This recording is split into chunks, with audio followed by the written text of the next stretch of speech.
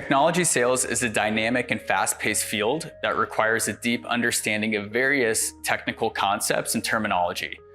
From software as a service to customer relationship management, there are a plethora of terms and concepts that are commonly used in tech sales.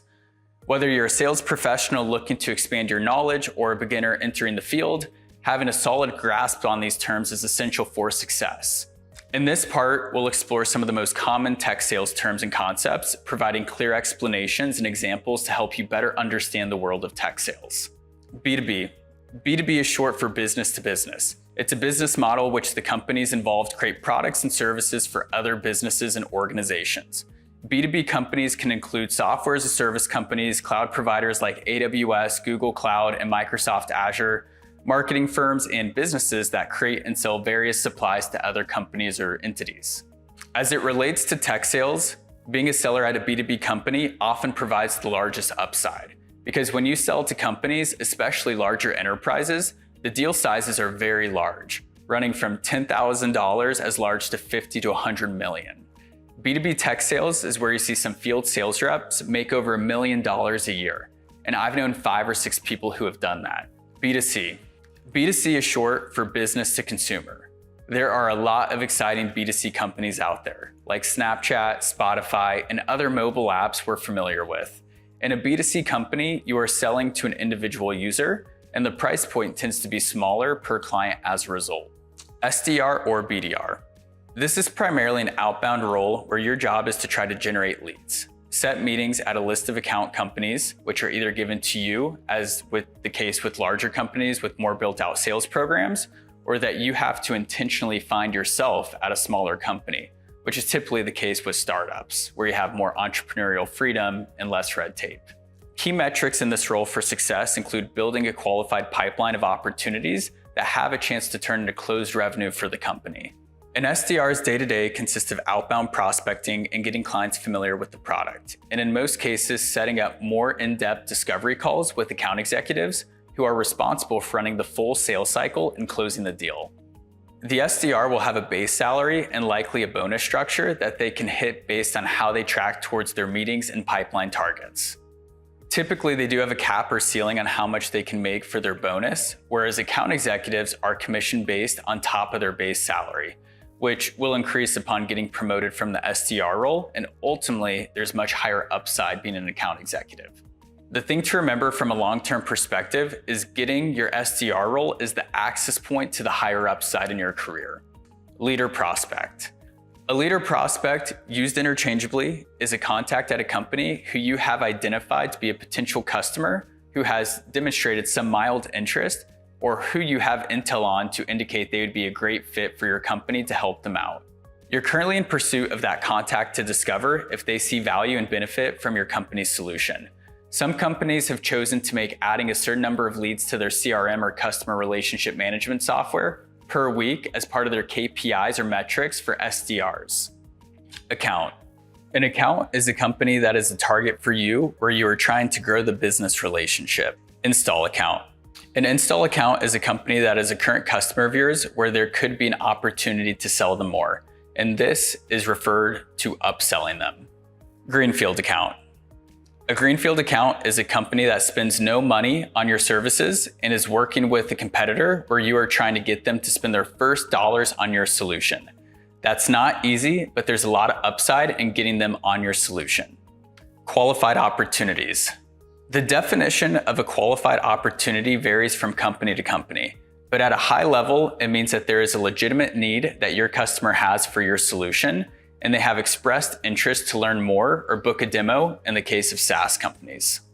Ideally, an opportunity is very qualified if you have also identified the customer has budget or money set aside to spend on the project, clearly identified a timeline of when they want to purchase or implement the solution, and the person you are speaking to has the authority to make that decision. BANT. Most companies refer to having identified budget, authority, need, and timeline as a key indicator that an opportunity is qualified and has a legitimate chance to close. There are other sales methodologies we'll dive deeper into qualification frameworks like MEDDPICC and a few others, and depending on what tenure you are in your career, you can use this as a qualification framework that will serve you best. MEDDPICC. MEDDPICC is a sales methodology that is used to help salespeople qualify and close deals more effectively. It stands for metrics, economic buyer, decision criteria, decision process, paper process, identify pain, champion, and competition. Here's a breakdown of each component of the MEDDPICC methodology. Metrics. This refers to the specific metrics or key performance indicators that the prospect cares about, such as revenue growth, cost reduction, or customer satisfaction. By understanding the prospect's metrics, the salesperson can tailor their pitch to show how their product or service can achieve those goals. Economic buyer. This is the person or group of people who have the final say on purchasing decisions. It's important to identify the economic buyer early on in the sales process, as they are the ones who ultimately have the power to sign off on the deal. Decision criteria. This refers to the specific factors that the prospect uses to evaluate potential solutions, such as functionality, price, ease of use, etc. By understanding the decision criteria, the salesperson can tailor their pitch to highlight the aspects of their product or service that align with those criteria. Decision process. This refers to the steps that the prospect goes through to make a purchasing decision, such as conducting research, gathering information, evaluating options, the list goes on. By understanding the decision process, the salesperson can anticipate the prospect's needs and tailor their approach accordingly. Paper process. This refers to the administrative or logistical steps required to finalize a deal, such as legal and financial approval or contract negotiations. By understanding the paper process, a salesperson can anticipate any potential roadblocks and work proactively to address them. Identify pain. This refers to the specific pain points or challenges that the prospect is facing that led to them to consider the salesperson's product or service in the first place. By understanding the prospect's pain points, the salesperson can position their product or service as a solution to align to those problems. Champion. This refers to a key internal advocate or influencer within the prospect's organization who can help move the deal forward. By identifying a champion, the salesperson can work with them to address any concerns or objections that other stakeholders may have. Competition. This refers to the other products or services that the prospect may be considering, as well as any potential internal or external factors that could impact their decision-making process. By understanding the competitive landscape, the salesperson can position their product or service as the best solution for the prospect's specific needs. Overall, the MEDDPICC methodology is a comprehensive approach to sales that helps salespeople understand their prospects' needs, challenges, and decision-making processes so that they can position their product or services in the most effective way possible. Pipeline. This is the amount of money you have forecasted to close in a current or future quarter. All good reps have large pipelines because they know they need coverage to hit their number every quarter. SDRs play a key role in helping account executives get the pipeline to forecast a great number that leads to them hitting their actual revenue target. Pipeline is the sum of total dollar value of all the opportunities you have sourced from the meetings you have set as an SDR. If you set 5 meetings in a month that turned into opportunities and they were all at a $50,000 value per opportunity, your pipeline for that month would be a total of $250,000. 5 opportunities times $50,000 per op. KPIs. KPIs stand for Key Performance Indicators. These are the targets that are set to measure the success for an organization and the individuals within companies. We'll speak more on this later, but KPIs for BDRs and SDRs are set around activity-based metrics that are completely in your control, like the number of calls made per day and the leads put into the CRM software. Another metric is quota-based KPIs, and these are the ones that really matter. The greatest indicator of how you are doing in your job will be your quota-based KPIs. But at the same time, the activity KPIs are key because without the activity, which is your oxygen, you won't be able to hit your quota-based KPIs. You have to hit your quota-based KPIs in order to position yourself to get promoted, whether it's SDR to AE or AE to manager. Account executive, or AE. An account executive typically is a sales rep who is in a hunting role to find new business and is responsible to run with the full sales cycle and close deals. Essentially, they handle everything after the first meeting, which is typically set by the SDR, including running a discovery call and managing the sales process until a purchase happens. The business development rep may find leads and set up calls, but the person that will be responsible for running and closing that deal into an actual buyer is the account executive. Account executives' KPIs are not related just to setting the meeting, but more so on generating pipeline as a whole, and in the most important way possible, closing top-line revenue for the company. This can be a high-pressure role because closing revenue is much more difficult than setting initial appointments and gaining the customer's interest to explore how the solution actually augments their current tech stack. However, the upside is much greater as the compensation structure of a closer in a commission-based role gives you a good chance to make a lot of money in B2B sales. Imagine closing a $500,000 deal or even $1 million deal and getting an 8% commission on that deal. That's money. Account manager. This is a sales rep who's responsible to close deals but primarily work with current customers to nurture the relationship, help avoid attrition, aka moving to a competitor, and finding upsell opportunities to increase the amount the customer spends with the company. Sales cycle. The term sales cycle describes all the sales processes, steps, and associated customer-facing calls and meetings and back-end processes needed to close the deal. The sales cycle starts from the first customer contact and carries through having a discovery call, a demo, negotiating contractual terms, closing the deal, and all the follow-ups in between. Simply put, it's the client's journey from recognizing that they need a solution to making a purchase. Some sales cycles with tech can be long, depending on the companies you're selling to and the products you offer. For large enterprise multi-million-dollar deals selling SaaS or cloud, it can take 6 to 12 months or more to close a deal.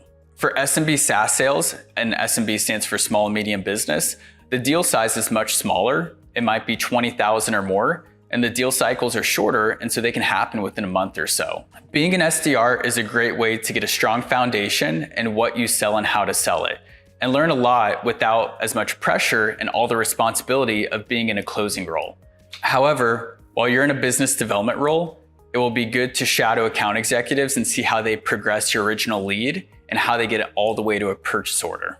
This will help you proactively be ready to make the jump from SDR to closer and address any concerns around lack of closing experience from account executives to hiring managers who might ask you. Prospecting. Prospecting is the sales activity involved in researching, reaching out to, engaging, and nurturing new leads up until the point of getting the first meeting. Your prospecting tools at your disposal to reach out to customers are going to be your email, phone calls, voicemails, LinkedIn, and other tools to research potential leads like the LinkedIn Sales Navigator, Crunchbase, Discover.org, and many others. Additionally, there are tools to get contact information off of LinkedIn. For example, including emails, phone numbers to actually reach out to those leads is one of the main tools of LinkedIn Sales Navigator. Ideal customer profile. An ideal customer profile is defined as the type of company that would benefit the most from your product or service and who would spend the most money on your products and services, based on a clear understanding of your current customers and who you help most today. Companies that fit your ICP are most likely to buy and continue to use your product, making them extremely important for your business growth. When you know your ICP, you can be more targeted and more efficient with your prospecting and are less likely to waste your time on companies that don't have the budget or need to buy your solution. Not having a clearly defined ICP might lead to a bunch of hard work with no payoff. CRM. CRM, or Customer Relationship Management Software, is a technology for managing all your company's relationships and interactions with customers and potential customers and prospects. The goal is simple: better organize, manage, and track customer relationships and opportunities to grow your business and provide a clear way for leadership to track and report sales results. A CRM system helps companies stay connected to customers, streamline processes, and improve profitability at the end of the day. The core function of a CRM is to manage and track opportunities as they progress throughout different stages of the sales cycle. Companies define the stages that are most relevant to their unique context of what they sell, and it can vary from company to company. For example, some might start with stage 1% or stage 10% as a lead or prospect who has agreed to a call. Now, stage 30% might be a qualified opportunity where the call went well and ideally BANT, budget, authority, need, and timeline were discovered beforehand and is a qualified lead.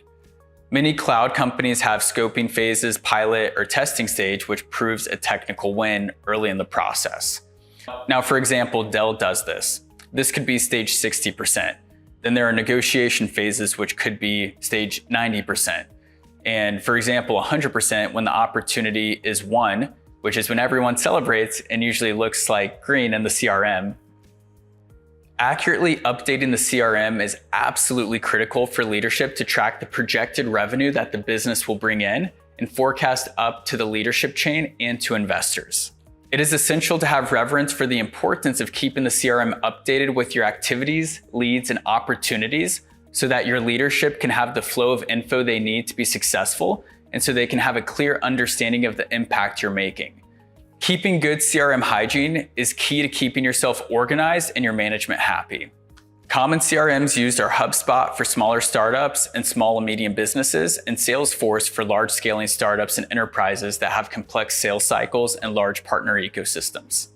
Sales cadences. A sales cadence is simply the sequential dance of reaching out to prospects over multiple touch points. Ideally, you're multi-threaded and reach out to customers via different mediums, including email, your foundation, the phone, and LinkedIn. There are even video platforms like Vidyard that are designed to help you engage with customers through video sent through email. We will share examples of a multi-threaded sales cadence later. And ultimately, you want to be creative and consistent in following up to show customers they are a top priority and ultimately get a response from them. Small and medium business, referred to as SMB, as well as enterprise segments. Within companies, there are usually at least 2 business segments and often more at large companies like Google, Salesforce, and Oracle that you can sell to. These focus on companies at different stages of development and sizes. The sales cycles are different as a result. For SMB sellers, the companies that they're targeting are earlier stage startups or smaller mom and pop traditional companies. The deals are smaller and more transactional, meaning they're frequent and their sales cycles are shorter. If you sell in the enterprise segment, the sales cycles are longer and the deals can be very large, strategic, and ultimately complex. Many take the path to SMB account executive as the first step to get more at-bats closing after being an SDR and have less pressure on them at the same time, and then move into enterprise sales roles later in their career. Of course, with larger customers and deal sizes, being in an enterprise sales role has a much higher upside and there are much larger paydays. Cloud computing. Cloud computing refers to the delivery of computing services, including server storage, databases, networking, software, and analytics over the internet. Rather than relying on local servers and personal devices, cloud computing allows individuals and organizations to access and use these resources on demand from anywhere with an internet connection. Cloud computing can be categorized into 3 main types: infrastructure as a service, platform as a service, and software as a service. The benefits of cloud computing include flexibility, scalability, cost savings, and improved reliability, and among others. These flexible resources are required to run business applications and are the building blocks that engineering teams can use to create new apps and customer experiences.